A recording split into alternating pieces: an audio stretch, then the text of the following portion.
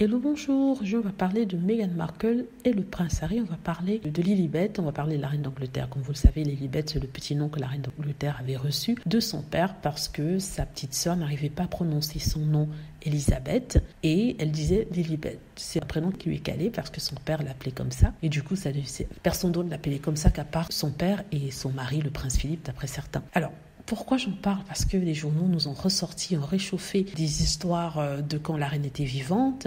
Cette histoire du prénom Lilibet qui aurait été donné à la fille de Meghan Markle et du prince Harry. Harry et Meghan ont dit qu'ils ont obtenu la permission de la reine d'Angleterre, mais le biographe du roi Charles, un certain Robert Hardman, qui écrit pour le Daily Mail, c'est un journaliste du Daily Mail, a sorti une biographie dont les extraits ont été publiés dans les journaux. C'est une biographie sur le prince Charles, bizarre, on parle que du prince Harry. C'est étrange. En tout cas, les extraits qui ont été choisis pour attirer l'attention sont sur Harry et Meghan. Étrange.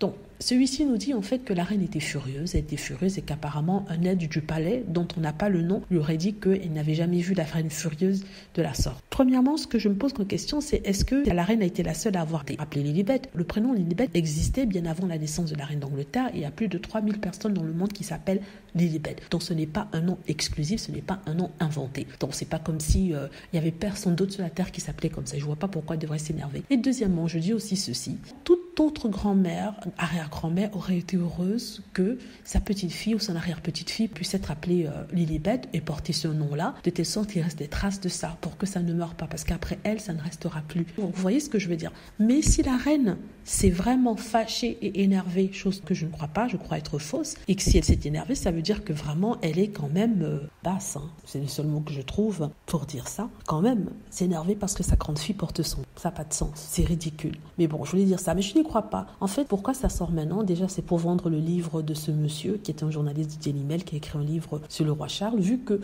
le roi Charles lui-même ne vend pas et qu'ils ne veulent pas écrire quelque chose de croustillant sur le prince William et Kate Middleton qui sont tellement barbants qu'ils ne vendent pas, les seules personnes qui vendent c'est Harry et Meghan, on se sert de leur nom pour faire de l'argent.